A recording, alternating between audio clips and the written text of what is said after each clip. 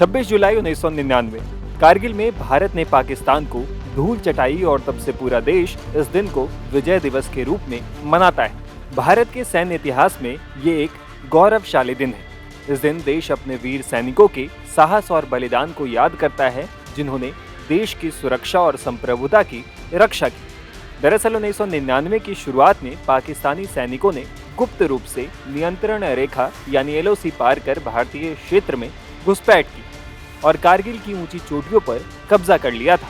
गौर करने वाली बात यह भी है कि तब तक दोनों ही देशों ने परमाणु बम हासिल कर लिया था।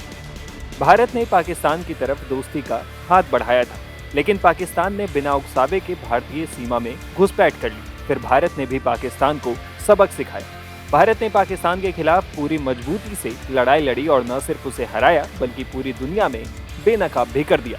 पाकिस्तान मुंह की खाने के बाद भी अपनी गलती नहीं मानता है, लेकिन अब एक पाकिस्तानी एक्सपर्ट ने ही कारगिल युद्ध को लेकर अपने नेताओं को जमकर सुनाया है।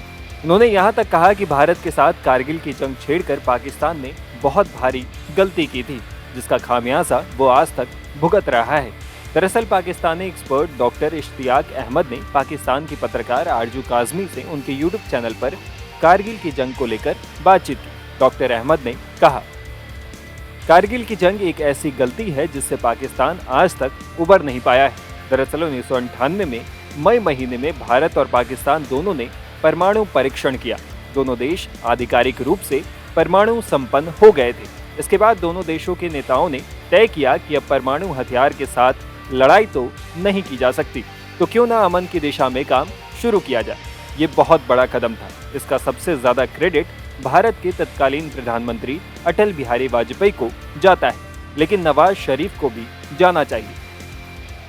डॉक्टर इश्तियाक अहमद ने आगे बताया कि कैसे पूर्व प्रधानमंत्री अटल बिहारी वाजपेयी के पाकिस्तान दौरे के दौरान ही पाकिस्तानी आर्मी ने भारत के खिलाफ साजिशें रचनी शुरू कर दी थी।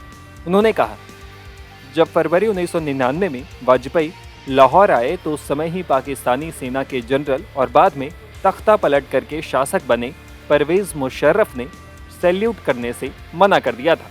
उस समय ही साफ हो गया था कि पाकिस्तान की सरकार के साथ सेना नहीं है।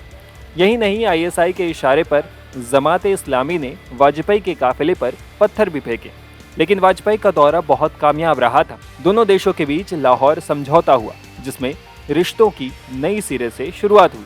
लेकिन वाजपेयी के वापस जाने के कुछ ही महीनों बाद पता चला कि पाकिस्तान की सेना ने कारगिल के इलाके में घुसपैठ कर ली थी। डॉक्टर इश्तियाक अहमद ने यह भी बताया कि कारगिल युद्ध का पाकिस्तान पर कैसा असर हुआ है। उन्होंने यहाँ तक कह दिया कि परमाणु बम होने के बाद भी पाकिस्तान ने भारत से सीधा मुकाबला करने की हिम्मत नहीं है। डॉक्टर इश्तियाक ने कहा, पाकिस्तानी जनरलों ने जो किया उसने पूरी दुनिया में पाकिस्तान को एक गैर भरोसेमंद देश बना दिया। कोई भी ऐसे देश पर भरोसा नहीं कर सकता था जो एक तरफ दोस्ती का नाटक कर रहा हो और दूसरी तरफ उसी दोस्त के इलाके पर कब्जा कर रहा हो।